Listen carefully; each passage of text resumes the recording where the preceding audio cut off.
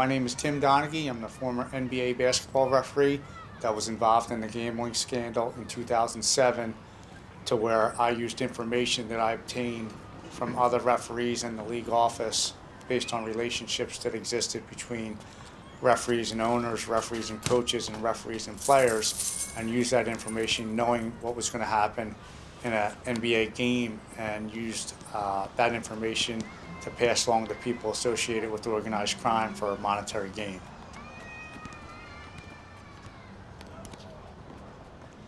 It all fell apart because at the end of the year, some of the people associated with organized crime were heard talking over a wiretap. So it got back to the FBI and they started a big investigation. And when I got there, I basically told them the truth, that I, was somebody who had gambled a lot in general and gambled on NBA basketball games. And they wanted to know how I was able to win so many games without fixing them. And it took a while and several meetings, but I explained to them that the relationships that existed, both positive and negative, between the referees and the players and the coaches and the owners, spilled out onto the floor. And through their investigation and speaking to coaches and owners and players and former referees, they came to the conclusion that what I was telling them was the truth.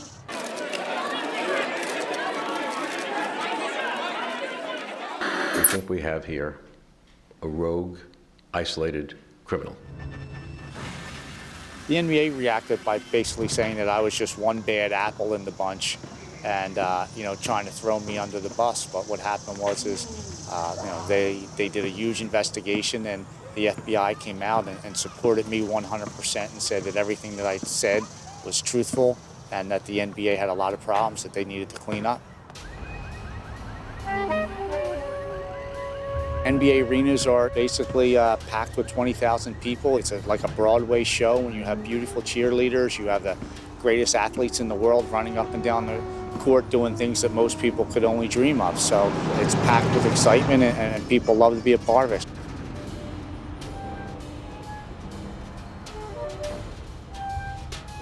You're making $50,000, $60,000, $70,000 additional per year, tax-free. At the NBA level, especially during the playoffs, the league would really dictate what they wanted called in a game, and that would put a team at a huge advantage or disadvantage moving forward in a playoff series. And it was always a situation where they were extending a playoff series because the amount of revenue an additional game would be in a 7-game series was always something that was in the back of the referee's mind. Everything's fueled by money, and they know each additional game is tens of millions of dollars into the league office. So it's a culture of the bottom line, which is money. It was in 2003 that the famous Game 6 was, where Sacramento clearly had the better team that year, and in LA they needed to win to close out the Lakers. It was a Game 6, and there was a lot of fouls called at the end of the game that were very controversial. And basically, it looked outrageous to the fans that something strange was going on. It even got Congress involved, to where they wanted an explanation as to how these calls could have gone against Sacramento when they clearly should have gone against LA, and why Sacramento ended up losing that game when they clearly should have won. So it was very controversial, and we all know that in Sacramento, LA went on to win that Game 7 and went on to beat New Jersey in the NBA Finals. Oh yeah! We love you! Peace!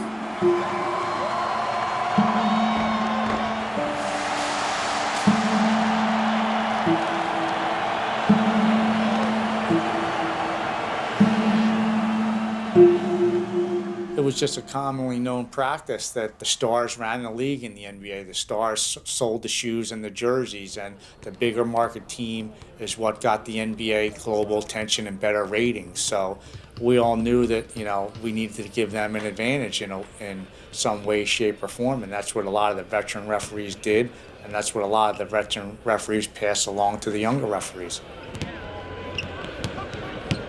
As a young referee in Philadelphia, the Bulls were in town to play the 76ers, and that year they gave us points of emphasis as referees that they wanted to call during a game, and one of them was a spin move on the baseline.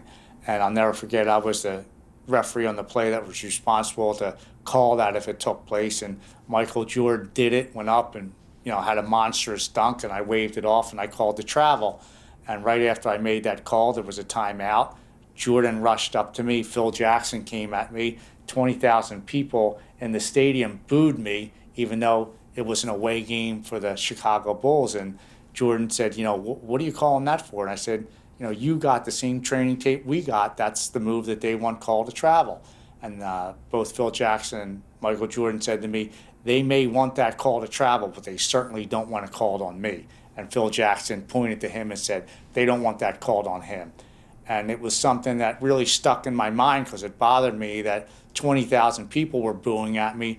The whole Bulls team was coming at me, and everyone was kind of amazed that I made that call. So I spoke to the lead referee in the locker room, and he said, yeah, you have to realize that you don't call that against the star. You let that go and you call that against the lesser players. When they have a point of emphasis that they want cleaned up in the NBA, you don't do it against the star players.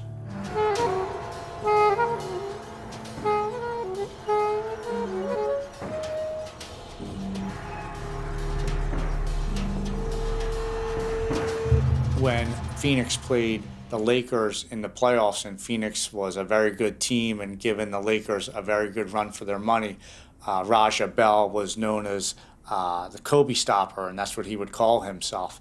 And the league came in and said that he was being too physical with Kobe Bryant and manhandling him, and showed us plays that they wanted called against Raja Bell. And it was a situation that they wanted Kobe to be able to get to the basket a little bit easier in our mind, and they wanted the Lakers to win over Phoenix because, of course, we all know that David Stern said his ideal NBA Finals matchup would be the Lakers versus the Lakers because that's what's going to bring global attention. So we always knew they wanted the Lakers to advance.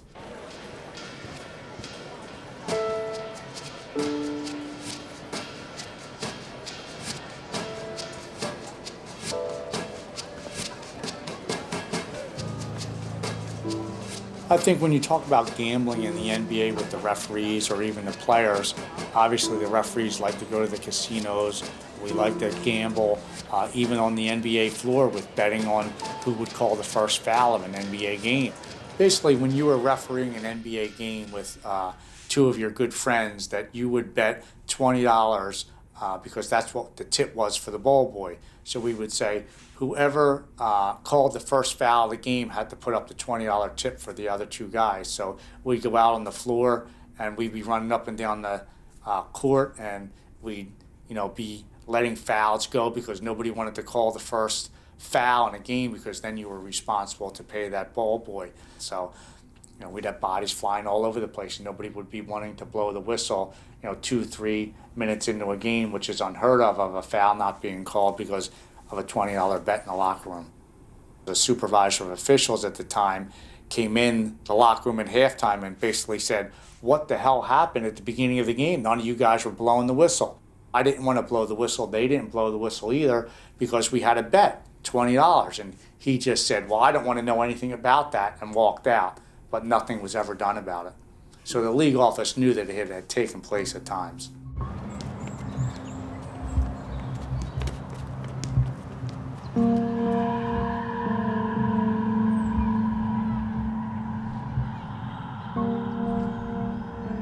I believe for sure that the NBA didn't sue me because the last thing they wanted to do was having some of their referees, owners, or league personnel testify under oath that a lot of the things that I was saying did take place and were true, and it would be very detrimental to the league. So what they wanted to do was just, hopefully put me in jail for a long period of time and have this thing blow over. But it kind of backfired on them a little bit, and I was given 15 months in prison, and I was able to write the book and tell my story, which was something that they tried to squash immediately by going into the offices of Random House and getting my book deal squashed at first, and going into the offices of 60 Minutes and trying to get them not to air the episode.